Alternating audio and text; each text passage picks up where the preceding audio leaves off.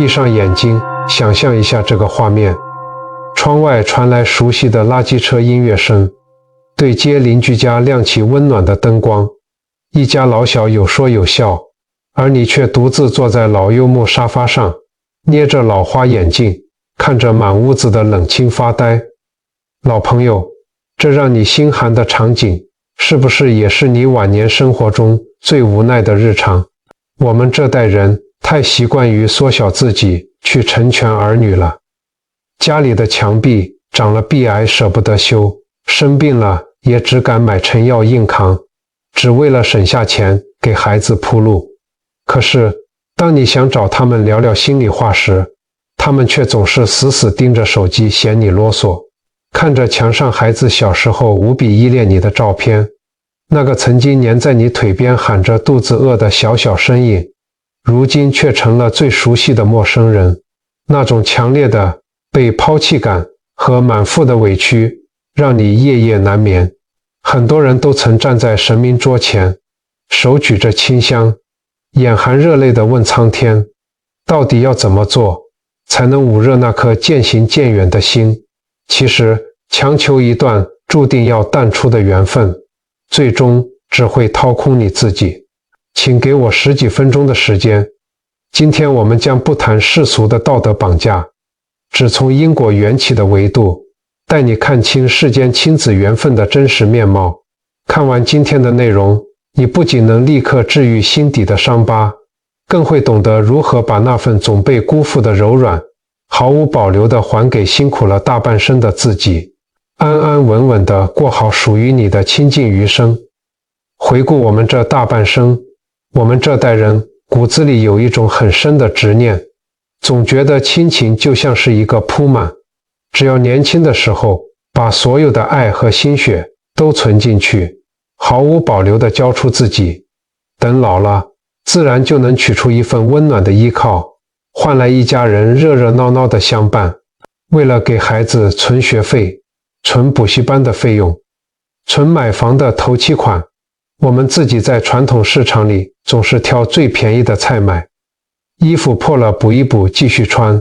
即使到了岁末年终，也舍不得给自己添一件新大衣。我们满心以为这种近乎自我牺牲的菩萨心肠终究会感动天地，结出孝顺的善果，换来儿女在床前的嘘寒问暖。可是现实往往比理想要残酷得多，你付出了全部，换来的却是儿女的疏远和淡漠。你耗尽毕生积蓄，甚至解约了退休金给他们买了房，他们却很少让你去住，哪怕你去住上2晚，也能感觉到他们眼神里的嫌弃与不耐烦。连你看电视的声音开大一点，或是把没吃完的剩菜放进冰箱，都会惹来一阵抱怨。你帮他们带孩子，每天推着婴儿车去公园，累得腰酸背痛，晚上连觉都睡不好，他们却嫌弃你观念落后，怪你给孙子穿得太多，吃得太咸，甚至指责你把孩子宠坏了。打个电话过去，那一头永远是工作忙，没时间，甚至匆匆丢下一句我很忙，晚点再说，就挂断了电话。这种深深的自我内耗，就像一把钝刀子，慢慢吞噬着你的生命力，让原本应该安详的晚年变成了一场漫长而孤独的煎熬。每天脑子里都在上演着佛法中所说的贪嗔痴的戏码，贪求儿女的陪伴与关注，嗔怪他们的冷漠与无情，痴迷于那份本已变质却又不肯放手的亲情。所有的痛苦和自责，其实都是因为陷入了一个巨大的认知误区。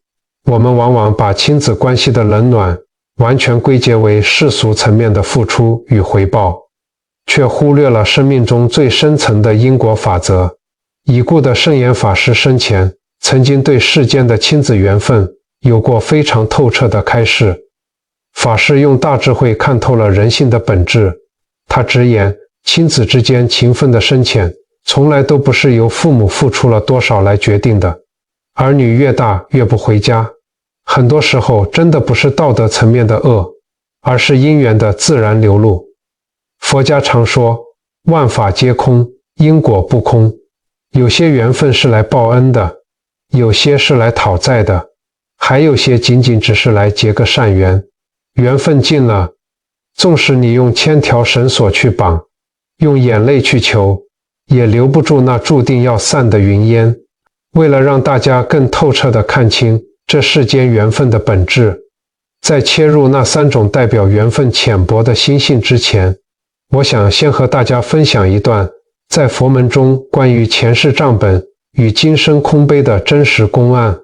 看完这个老菩萨的故事，你或许就能瞬间放下心中那块沉重的大石头。有一位年近70的林阿姨，大半辈子都在为儿子操劳。老伴走得早，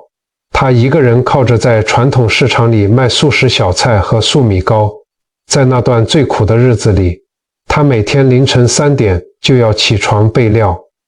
冬天的冷水冻得她双手关节红肿变形，痛到连拧毛巾都掉眼泪。她也舍不得多花钱买副好手套。为了省钱，她常年穿着一双磨平了底的旧鞋。菜市场里卖剩的边角料就是她好几天的晚餐。她把所有的希望和心血都倾注在了儿子身上。儿子也很争气，一路读到了国立大学，毕业后进了一家大公司当主管。林阿姨满心以为自己终于苦尽甘来，可以安享晚年了。前几年，儿子说要成家，女方希望能有自己的空间。林阿姨毫不犹豫地解除了一辈子的定存，卖掉了自己住了一辈子的老公寓，又拿出压箱底的棺材本，给儿子在市区付了宽敞新电梯大楼的头期款，而她自己则搬到了离儿子几站捷运远的一间狭小闷热的顶楼加盖铁皮屋里，想着这样既能不打扰年轻人，又能随时过去帮他们煮饭。可是现实却像一盆冷水，把他的心浇得透凉。林阿姨每天像个陀螺一样在儿子家转，擦地、洗衣，去黄昏市场抢最新鲜的食材。但儿子和媳妇下班回来，对他却冷若冰霜。饭桌上，儿子宁愿低头滑手机，也不愿抬头和他说半句话。他费尽心思熬的10全大补汤，儿子看都不看一眼就倒进厨余桶。他想抱抱孙子，媳妇立刻就借口说孩子该睡觉了，把孩子抱回房间，顺手关上房门。林阿姨觉得自己在这个家里就像一个透明的提款机和免费的全职佣人，甚至连佣人都不如，因为佣人还能得到雇主的一句谢谢。最让她寒心的是去年冬天，林阿姨因为常年劳累，脊椎旧疾复发，痛得连床都下不了。她满怀希冀地打电话给儿子，儿子却在电话那头不耐烦地说：妈，我现在在开会，年底升迁考核很关键，我请假会被扣全勤，你能不能自己搭计程车去挂个急诊？我赚一笔钱给你，你自己找个看护吧，没事先挂了。那一刻，听着电话里的忙音，林阿姨的心彻底碎了。她整夜的流泪，觉得自己这一生的牺牲换来的全是一场空，甚至萌生了不想活的念头。等身体稍微好转后，林阿姨满心绝望地搭了很久的客运，独自爬上山，来到了常去的那座清净古寺。她跪在大雄宝殿的观音像前，泣不成声。她拉着一位老法师的袈裟，哭诉着自己的委屈：师父，我这一生吃素念佛，从未害人，我把身上的血肉都割给这个儿子了，为什么他对我却像个仇人？是不是我上辈子造了什么孽，这辈子要受这种万箭穿心的苦？老法师静静地看着这位满脸沧桑、悲痛欲绝的母亲，他没有急着讲什么大道理，而是带她来到了寺院后方的茶室，默默地拿出一个茶杯放在林阿姨面前，然后提起滚烫的茶壶，开始往杯子里倒茶。茶水很快就满了，但老法师并没有停手。滚烫的茶水溢出杯子，流到了林阿姨的手背上。林阿姨烫得惊呼一声，本能地猛然松开手，杯子掉在地上，摔成了碎片。老法师微微一笑，平和地说：“痛了，你自然就放下了。你现在觉得痛苦，是因为你还在死死抓着那个名为亲情的空杯子不放。”接着，老法师闭上眼睛，为他开示了一段跨越3世的因缘。法师娓娓道来，在这浩瀚的轮回中，儿女投生到父母身边，无外乎4种因缘：报恩、报怨、讨债、还债。你这大半生的眼泪与不甘，皆是因为你错把讨债的缘分当成了报恩的期盼。在过去某一生中，你曾是一名家境殷实、精打细算的布庄老板，而你现在的儿子是你手下的一名长工，他为你做牛做马，起早贪黑的干活，整整30年，替你赚取了大量的财富。可是当年你因为贪念蒙蔽了双眼，不仅克扣了他大半的工钱，还在他年老体衰、身染重病，苦苦哀求你大发慈悲结清工钱，让他回乡看病时，冷酷地将他赶出了门。那个长工最终在饥寒交迫的血液里含恨而终。他临终前咽不下的那口气，那份强烈的怨念与不甘，就化作了今生的业力之所。老法师定定地看着林阿姨，这辈子他投胎做你的儿子，不是来孝顺你的，而是来索要他当年应得的工钱，来讨回你欠他的那条命。你在市场里熬的每一个夜，受的每一次冻，你给他付的新房头期款，你这大半辈子赚的钱，不过都是在连本带利地偿还你前世欠他的那笔债。你为他流的眼泪，就是当年他流下的血泪。林阿姨听到这里，犹如当头棒喝，呆立在原地，眼泪扑簌簌地往下掉，但眼神中的怨气却慢慢褪去了。老法师慈悲地叹息道：“你如今积蓄全无，连养老的房子都卖了，这说明你欠他的债其实已经还得差不多了。姻缘本该在此时逐渐淡去，各自两清。可是你却因为世俗的母子之情，生出了深重的执念。你越是企图用更多的付出去感动他，越是强求他回头对你尽孝，就等于是在重新招惹这段已经快要了结的恶缘。你若继续执迷不悟，带着怨恨离世，不仅是在损耗你仅存的福报，更是在你们之间又结下了下一世新的纠缠。这无休止的造业，何时才是个头啊？”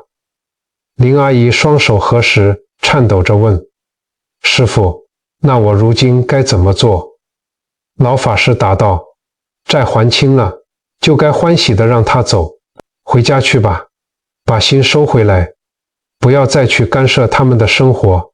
不要再打一通期待回报的电话。他若冷漠，你便还他清净；他若远离，你便顺其自然。当你彻底放下对他孝顺的贪求时，这段讨债的因缘就真正化解了，你也就彻底解脱了。”林阿姨听完这番开示，擦干了眼泪，朝着佛像深深地磕了3个头。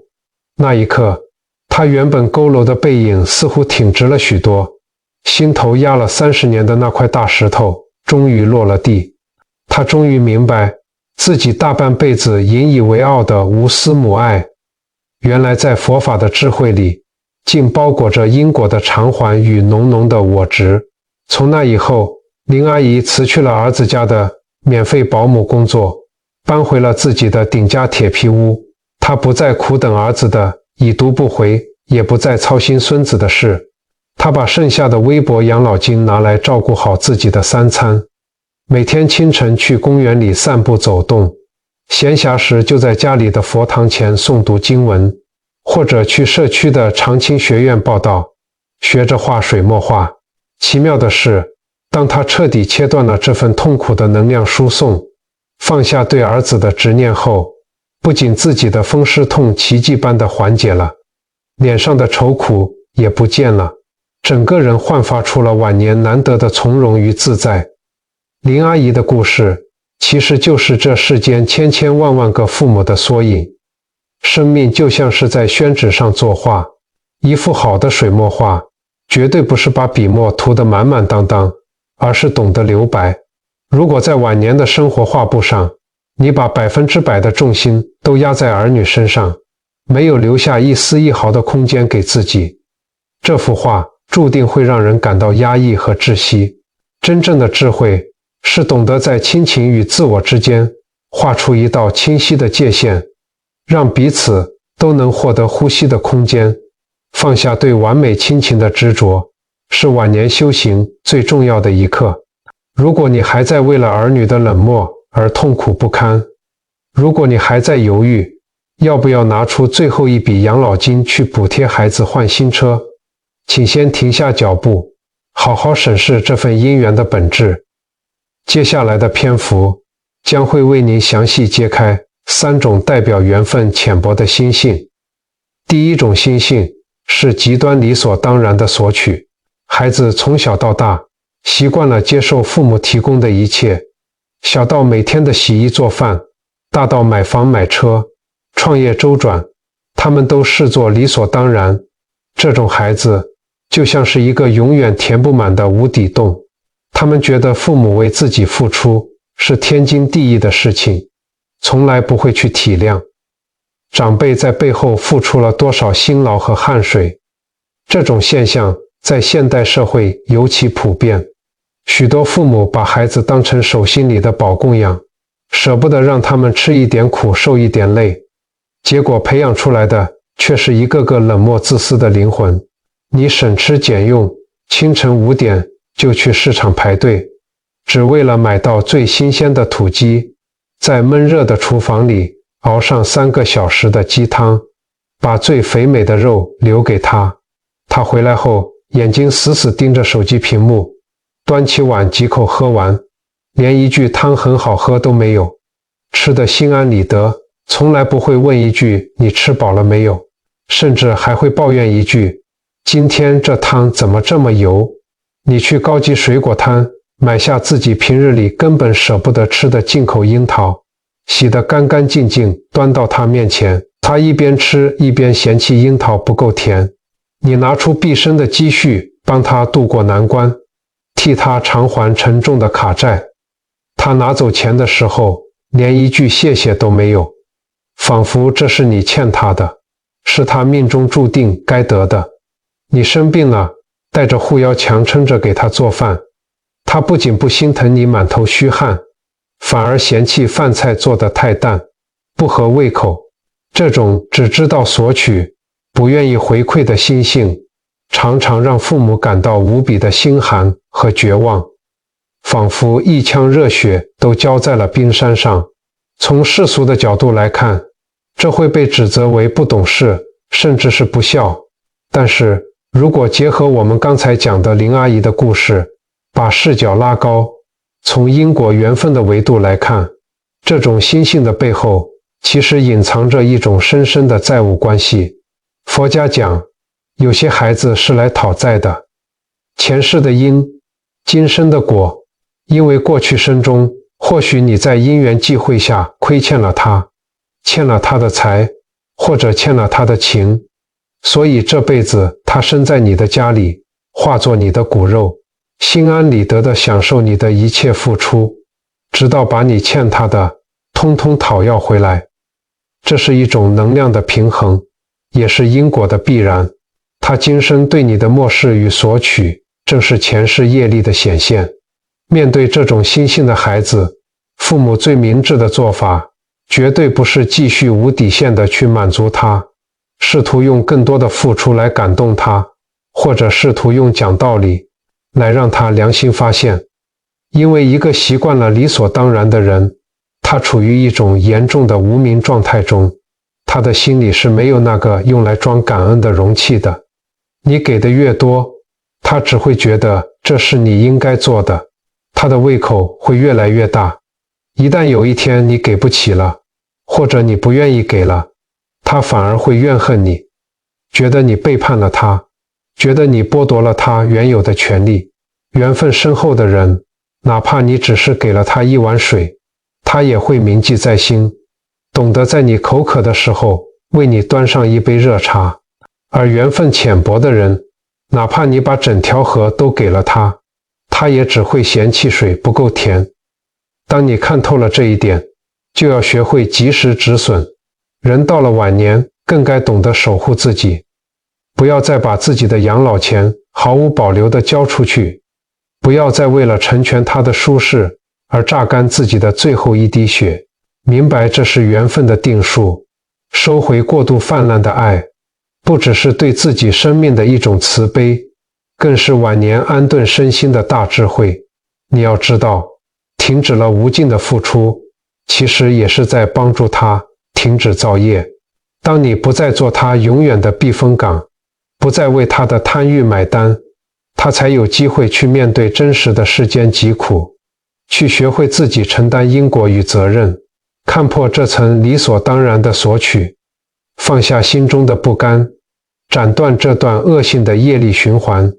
你才能真正把余生的福气稳稳地留在自己手里。第二种心性是长期的冷漠与疏离。在我们的身边，常常能看到另一种无奈的景象。有些孩子明明和父母生活在同一个城市，甚至就住在搭一趟捷运就能到的距离，却总是给人一种远在天边的感觉。他们平日里很少主动问候父母，只有在需要钱或者需要帮忙带孙子的时候，才会突然想起家里还有2个老人家。一旦事情解决了，他们又会立刻退回到自己的世界里，把父母重重地关在门外。你每天早上醒来，在家庭群组里发一张精心挑选的早安莲花图，附上一段叮咛他们注意保暖，好好吃早餐的文字。可是群组里永远静悄悄的，连一个最简单的贴图回复都没有，只留下冷冰冰的已读2个字。你满心欢喜地做了一桌子好菜，提前好几天就开始准备食材。等他回来吃饭，他却总是推脱说有应酬，或者宁愿在外面买个自助餐打发，也不愿意回家。逢年过节，他们虽然回来了，但吃完年夜饭，拿了红包，屁股还没坐热，就急着要走，仿佛这个家是个让人窒息的牢笼。你心里觉得闷，想找他聊聊天，说说心里话，他总是敷衍了事。你试图问问他最近工作顺不顺利，他眼睛死死盯着手机，显得急躁又不耐烦。你没说2句，他就眉头一皱，嫌你啰嗦，嫌你管太多。他们遇到事情，总是刻意的远离父母，不愿意和父母有深层次的沟通，本能的排斥亲近，骨子里仿佛就缺少了那份对亲情的依恋。很多父母面对这种情况，心里会觉得非常委屈，觉得孩子真的是白养了，觉得自己的一颗心都被掏空了，整夜整夜的失眠，甚至常常以泪洗面。其实这并非纯粹是孩子故意要伤害你，而是你们灵魂的频率根本就不在同一个频道上。这也是前世今生结下的因缘，本就浅薄的表现。每个人的灵魂都有属于自己的振动频率，有些灵魂天生就是契合的，即便2个人都不说话，安静地待在一起也会觉得很舒服。而有些灵魂即使有着至亲的血缘关系，待在一起也会觉得磁场互斥，感到无比的压抑和烦躁。这就是佛家所说的缘聚则生，缘散则灭。你们之间可能仅仅只有这几十年的父母子女名分，用来结一个短暂的姻缘，除此之外再无更深的交集。面对这样的姻缘，我们需要的是一种深层的心境转换，就像在熬煮一壶上了年份的老茶，你要多加几分宽容与留白的水分，让紧绷的茶叶有舒展的空间，而不是死死抓着那些伤人的话语反复咀嚼。佛门禅宗常教导我们要看破执念，追求六根清净。他们对你的疏离，其实是一种潜意识里的自我保护，也是因缘法则的一种自然显现。他们不是不爱你，而是他们不知道该如何以你期望的方式去爱你，或者说，他们根本就没有那种与人亲近的能力。面对这种习惯疏离的孩子，父母千万不要再去强行拉近距离。你越是想靠近，用情绪勒索的方式去换取关注，他就会觉得越窒息，逃得也就越快。你要明白，每个人都有自己的能量场，缘分浅的人注定只能在这个能量场的外围徘徊，无法进入核心。强扭的瓜不甜，强求的缘分只会带来无尽的痛苦和相互伤害，甚至会把原本平淡的善缘逼成了相看两生厌的恶缘。不要再去为了他的一句冷言冷语而黯然神伤，也不要再去为了他的不理不睬而暗自落泪。把这种疏离看作是生命赐予你的一份清净，既然他不愿意亲近，那就各自安好，你过你的自在生活，去参加长青学院的课程，去跟老朋友喝茶聊天，他过他的忙碌人生，去体验他的红尘悲欢，不去强求那种虚幻的热闹，享受岁月沉淀下来的孤独。这其实是一种极高的修行境界。孤独并不可怕，孤独是生命的本质。可怕的是，在一段根本不属于你的关系里，彻底失去了自我。把心收回来，安顿在自己的身上，借由这份清净来关照自己的内心，你会发现，原来放下了对亲情的执念，这晚年的日子反而能过得如此轻盈自在，宛如脱落了重重枷锁。第三种心性是极度的自我与利益至上。在现实生活中，还有一种孩子，他们并不是完全不理父母，但在遇到事情的时候，他们永远最先考虑的是自身的得失和利益。这是一种极度自我中心的表现。他们很少会站在父母的角度去思考问题，更少顾及父母的处境和晚年的难处。在他们的世界里，自己的工作、自己的小家庭、自己的娱乐永远排在第一位，而父母的感受和需求总是理所当然地被排在最后。他们把父母当成了退可守的避风港，却从未想过要为父母遮风挡雨。比如，你生病了，半夜挂了急诊，虚弱地躺在病床上需要人照顾，点滴一滴一滴地落下，走廊里吹来冰冷的冷气，你满心期盼他能坐在床边握着你的手，给你倒一杯温水。但他接到电话赶来时，首先想到的不是你的身体痛不痛，而是立刻看手表，计算着自己明天请假会扣全勤，或者会影响主管对他的升迁考核。于是他可能随便在医院楼下找个日薪的看护，或者丢下一点钱，匆匆交代几句就把你打发了，很少亲自在床前尽孝，端屎端尿。他会用各种冠冕堂皇的理由来为自己开脱，说自己也是为了这个家在打拼，说你生病了，他留下来也帮不上什么忙，专业的事还是交给专业的人做。可是他忘了，当年他生病发烧时，你是如何几天几夜不合眼地守在床边，寸步不离，恨不得替他受苦。再比如，你住的老房子漏水了，墙壁长满了壁癌，遇到台风天更是外面下大雨，里面下小雨，让人心烦意乱，急需一笔钱维修。他首先想到的是自己刚换了新车手头紧，或者计划了下个月要带妻小去出国旅游，要你自己想办法先对付一下，拿个脸盆接水，或者随便找个便宜的师傅敷衍过去。他们凡事以自我为重，心里根本装不下父母的苦痛，完全缺少了那份体恤长辈的柔软之心。这种极度自我中心的心性，同样是亲子缘分极度浅薄的标志，是极深的我执。缘分深厚的孩子，在父母遇到难处时会感同身受，会宁可委屈自己，哪怕跟公司请长假，也要护着父母周全。他们会把父母的冷暖挂在心上，会在父母需要的时候第一时间出现。而缘分浅薄的孩子，他们的心里只有自己。父母在他们的生命排序中，永远只是一个可有可无的备选项，一个用完即弃的工具。面对这样的孩子，父母如果还在一味的自我感动，觉得只要我再忍一忍，只要我再多体谅他们一下，总有一天他们会良心发现。佛法里有句话说得很透彻，慈悲生祸害，方便出下流。没有智慧的慈悲，其实就是一种纵容。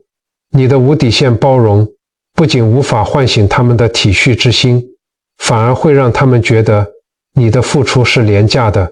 你的难处是不值一提的。他们会习惯性地忽视你的存在，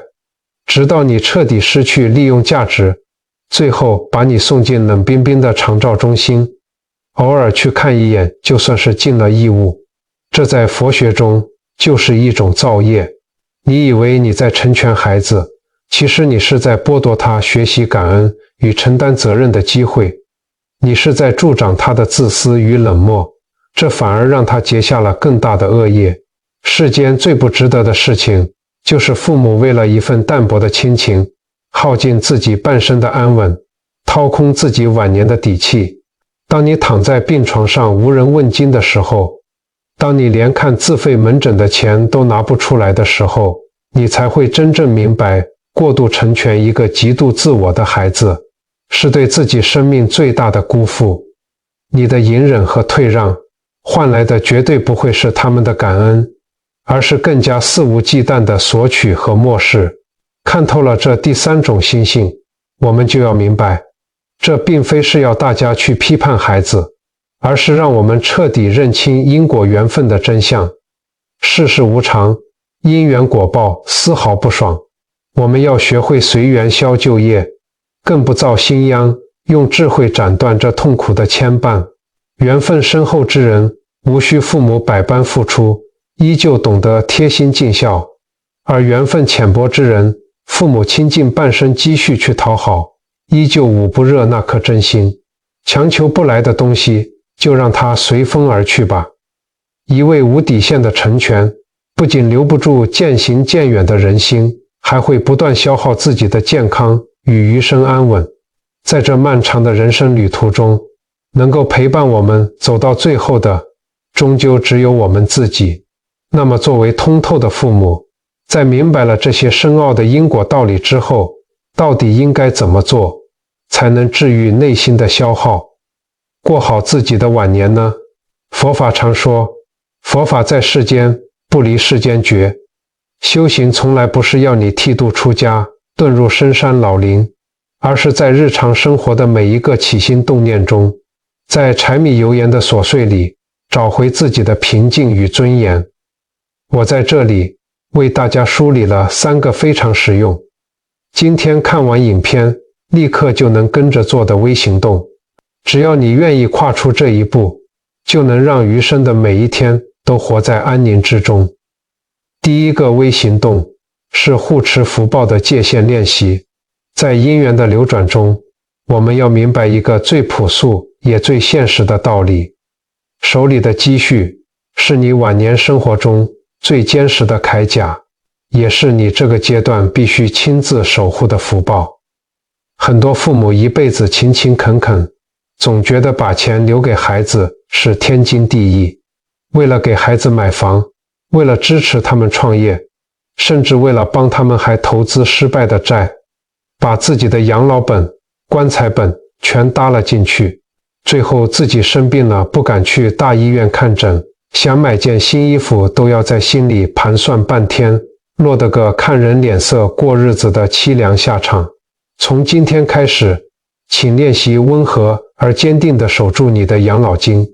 当孩子向你索取超出你承受范围的财物时，试着在心里默念一句我已尽力，剩下的因果需他自己承担，然后平静地拒绝。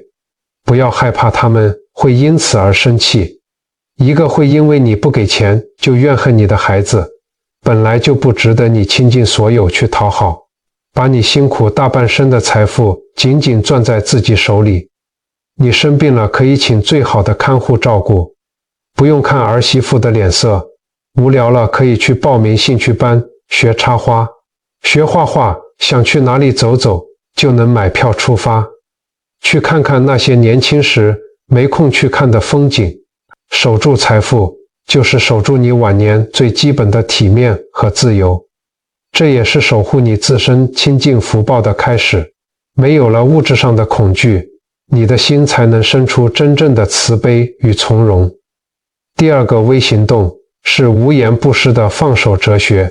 有些父母就像是永远不知疲倦的老黄牛，习惯了操心，习惯了把所有人的重担都扛在自己肩上。孩子结婚了，还要继续去当免费保姆，每天拖着酸痛的腿脚去菜市场，在厨房里忙得满头大汗，却还要忍受年轻人的挑剔与白眼。孙子哭了要管，儿子儿媳吵架了要劝，把自己的生活塞得满满当当，毫无喘息的空间。这种没有边界感的爱，不仅剥夺了孩子独立成长的机会，也彻底压垮了自己。我们要学会把爱控制在一个合理的范围内，懂得在适当的时候体面的退场。请试着做到无言不施，逢年过节做一顿好菜等他们回来，这是本分。孩子遇到重大变故给予帮忙也是本分，但是千万不要再去包揽他们日常生活中的琐事，不要去干涉他们教育下一代的方式，更不要在他们耳边絮絮叨叨，把生活的重担交还给他们自己去扛。你只需要站在旁边，做一个安静的守望者，默默地为他们祈福。当你不去替他们遮风挡雨的时候，他们才能真正学会如何在这个世界上行走，去承受风吹雨打的历练，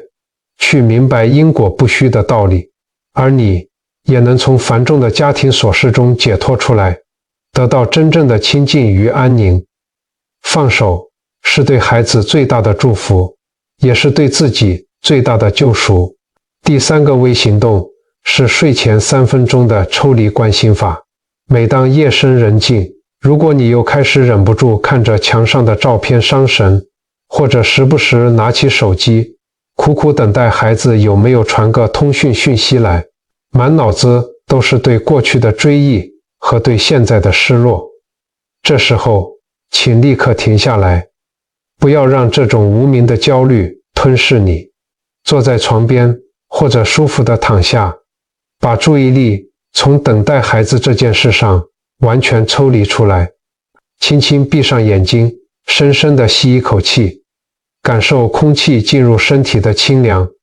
想象这股清凉的能量洗涤着你全身的疲惫，